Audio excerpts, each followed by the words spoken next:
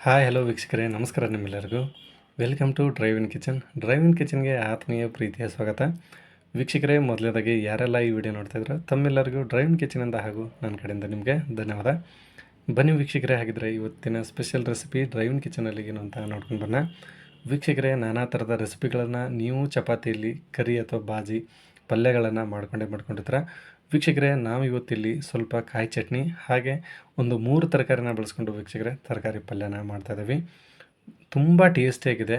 ಒಂದು ಸಾರಿ ನೀವು ಕೂಡ ಈ ಥರ ಮಾಡಿಕೊಂಡು ಟೇಸ್ಟ್ ಮಾಡಿ. ಹಾಗೆ ನಿಮ್ಮ ಮನೆಯಲ್ಲಿರುವ ಎಲ್ಲ ಸದಸ್ಯರಿಗೂ ವೀಕ್ಷಕರೇ ಒಂದು ಸಾರಿ ಈ ಥರ ಮಾಡಿ ತಿನ್ನಿಸಿ. ಬನ್ನಿ ಹಾಗಿದ್ರೆ ವೀಕ್ಷಕರೇ, ವಿಡಿಯೋನ ಸ್ಟಾರ್ಟ್ ಮಾಡೋಣ. ಹೇಗಂತ ಕಂಪ್ಲೀಟಾಗಿ ನೋಡ್ಕೊಂಡು ಬರೋಣ. ವೀಕ್ಷಕರೇ, ಇದೇ ಮೊದಲೇ ಸಾರಿ ನೀವೇನಾದರೂ ಡ್ರೈವ್ ಇನ್ ಕಿಚನನ್ನು ಭೇಟಿ ನೀಡಿದರೆ ದಯವಿಟ್ಟು ಮರಿಬೇಡಿ ಸಬ್ಸ್ಕ್ರೈಬ್ ಮಾಡಿ, ಹಾಗೆ ಬೆಲ್ಲೈಕನ್ನ ಕ್ಲಿಕ್ ಮಾಡಿ, ಆಲ್ ಅಂತ ಸೆಲೆಕ್ಟ್ ಮಾಡಿ.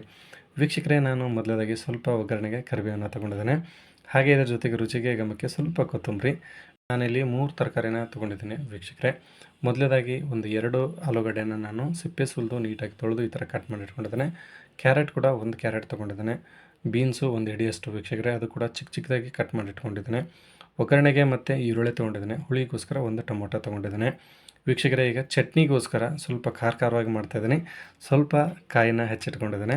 ಸ್ವಲ್ಪ ಕೊತ್ತಂಬರಿ, ಕರಿಬೇವು, 1 ಇಂಚು ಹಸಿ ಶುಂಠಿ, ಒಂದು 3ರಿಂದ 4 ಹಸಿಮೆಣಸಿನಕಾಯಿ, ಹಾಗೆ 1 ಉಂಡೆ ಗಾತ್ರದ ಬೆಳ್ಳುಳ್ಳಿ ಬಿಡಿಸಿಟ್ಕೊಂಡಿದ್ದೇನೆ. ವೀಕ್ಷಕರೇ, ಮೊದಲದಾಗಿ ಚಟ್ನಿ ಮಾಡ್ಕೊಳ್ಳೋಣ. ಒಂದು ಜಾರ್ಗೆ ನೀಟಾಗಿ ಈ ಹಸಿ ಶುಂಠಿ, ಬೆಳ್ಳುಳ್ಳಿ ಮತ್ತು ಹಸಿಮೆಣಸಿನಕಾಯಿನ, ಸ್ವಲ್ಪ ಕರಿಬೇವು ಮತ್ತು ಕೊತ್ತಂಬರಿ ಹಾಗೆ ಕೊಬ್ಬರಿ ವೀಕ್ಷಕರೇ, ಇದನ್ನು ನಾವು ಚೆನ್ನಾಗಿ ಇದರಲ್ಲಿ ಆ್ಯಡ್ ಮಾಡ್ಕೊಳ್ಳೋಣ. ಮೊದಲನೇದಾಗಿ ವೆರಿ ಸಿಂಪಲ್ಲು. ಹೊಸದಾಗಿ ಅಡುಗೆ ಕೆಲವರು ಒಂದು ಸಾರಿ ಈ ಥರ ಮಾಡಿಕೊಂಡು ಸುಮ್ಮನೆ ಟೇಸ್ಟ್ ಮಾಡಿ, ಸೂಪರಾಗಿರುತ್ತೆ.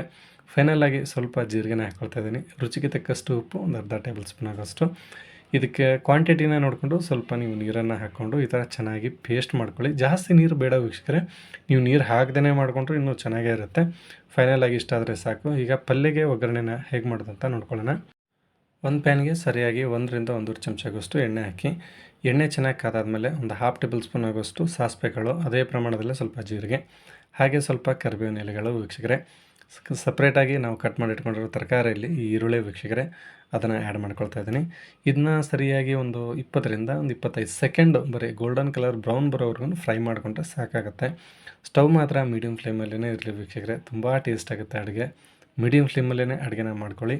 ಹೊಸದಾಗಿ ಅಡುಗೆ ಕೆಲವರು ಈ ಥರ ಚಿಕ್ಕ ಚಿಕ್ಕ ರೆಸಿಪಿಗಳನ್ನ ಮಾಡಿ ತುಂಬ ಟೇಸ್ಟಿಯಾಗಿರುತ್ತೆ. ವೀಕ್ಷಕರೇ, ಈಗ ಟೊಮೊಟೊನ ಆ್ಯಡ್ ಮಾಡ್ಕೊಳ್ತಾ ಇದ್ದೀನಿ. ಫೈನಲಾಗಿ ನೀವು ಹುಳಿಗೋಸ್ಕರ ಬೇಕಂದರೆ ಸ್ವಲ್ಪ ನಿಂಬೆಹಣ್ಣನ್ನು ಹಾಕ್ಕೋಬೋದು, ಆದರೆ ಅದಕ್ಕಿಂತ ಇದು ಟೊಮೊಟೊನೇ ಒಳ್ಳೆ ಟೇಸ್ಟ್ ಬರುತ್ತೆ. ಹಾಗಾಗಿ ಟೊಮೊಟೊನೇ ಆ್ಯಡ್ ಮಾಡ್ಕೊಳ್ಳಿ.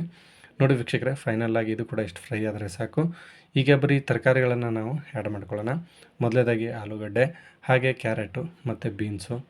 ತುಂಬ ಆರೋಗ್ಯಕ್ಕೆ ಒಳ್ಳೆಯದು ವೀಕ್ಷಕರೇ. ತರಕಾರಿಗಳನ್ನು ನಾವು ಎಷ್ಟು ತಿಂತೀವೋ ಅಷ್ಟು ಟೇಸ್ಟಿಯಾಗಿರುತ್ತೆ. ನಮ್ಮ ದೇಹಕ್ಕೂ ಕೂಡ ನಮ್ಮ ಆರೋಗ್ಯಕ್ಕೆ ತುಂಬ ಒಳ್ಳೆಯದು.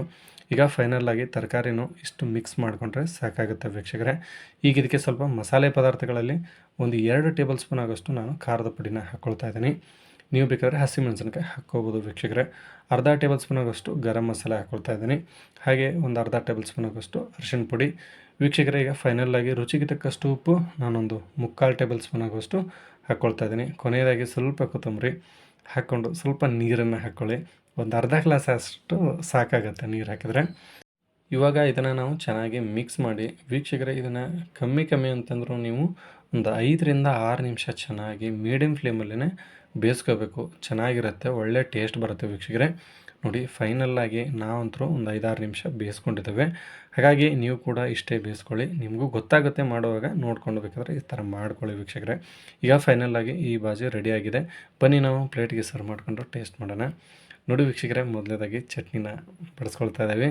ಹಾಗೆ ಇದರ ಜೊತೆ ವೀಕ್ಷಕರೇ ತರಕಾರಿ ಬಾಜಿ ಸೂಪರಾಗಿದೆ ನೋಡೋದಕ್ಕೆ. ಅದರ ಟೇಸ್ಟ್ ಕೂಡ ಅಷ್ಟೇ ಚೆನ್ನಾಗಿದೆ ವೀಕ್ಷಕರೇ. ಮರಿಬೇಡಿ, ನೀವು ಕೂಡ ಒಂದು ಸಾರಿ ಈ ಥರ ಮಾಡಿಕೊಂಡು ಚಪಾತಿ ಅಥವಾ ರೊಟ್ಟಿ, ರೈಸ್ ಜೊತೆ ಟೇಸ್ಟ್ ಮಾಡಿ. ತುಂಬ ಈಸಿಯಾಗಿರುತ್ತೆ ವೀಕ್ಷಕರೇ. ನಿಮಗೋಸ್ಕರ ಇನ್ನೂ ಹೆಚ್ಚಿನ ರೆಸಿಪಿಗಳನ್ನ ನಾವು ಡ್ರೈವ್ ಇನ್ ಕಿಚನಲ್ಲಿ ಅಪ್ಲೋಡ್ ಮಾಡ್ತೇವೆ.